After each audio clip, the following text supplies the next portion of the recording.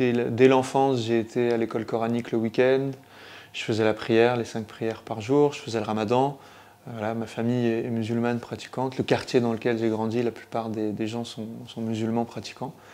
Je peux me considérer comme ayant été un musulman pratiquant. Et à l'âge de 15-16 ans, j'ai arrêté de faire la prière, mais tout mon être, lui, pensait, restait musulman, avec aussi une forme de haine de la France, des Français aussi un peu, des chrétiens, voilà, qui pour moi étaient des mécréants. J'avais 16 ans, j'ai commencé à fréquenter un temple protestant au début pour aller un peu me confronter au pasteur et lui montrer qu'il avait tort et que c'était une aberration d'appeler Jésus fils de Dieu. Et après plusieurs rencontres, j'ai accepté de prendre une Bible et j'ai lu cette Bible, en tout cas les évangiles, et j'ai été frappé par la vie de Jésus, par ce qu'il vivait, par ce qu'il demandait, par l'exigence qu'il demandait de le suivre.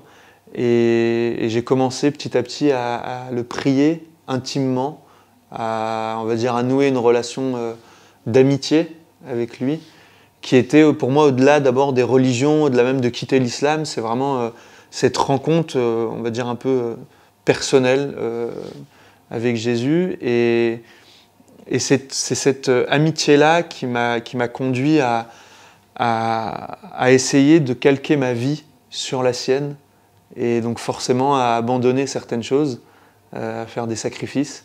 Un ami m'a proposé d'aller faire avec lui une retraite dans un monastère. Je ne savais pas du tout ce qu'était un monastère, avec des moines, j'en avais jamais vu à part sur un fromage. Et quand il m'a dit qu'on allait dormir dans une cellule, là ça m'a fait un peu flipper, mais j'y suis allé. Et non seulement j'ai été frappé par la beauté des chants, des psaumes, par ces moines qui étaient environ 80, ça m'a profondément marqué, mais surtout c'est que lors d'une adoration, je ne savais pas ce qu'était l'adoration à cette époque, j'ai vraiment goûté à la présence réelle du Christ dans l'Eucharistie.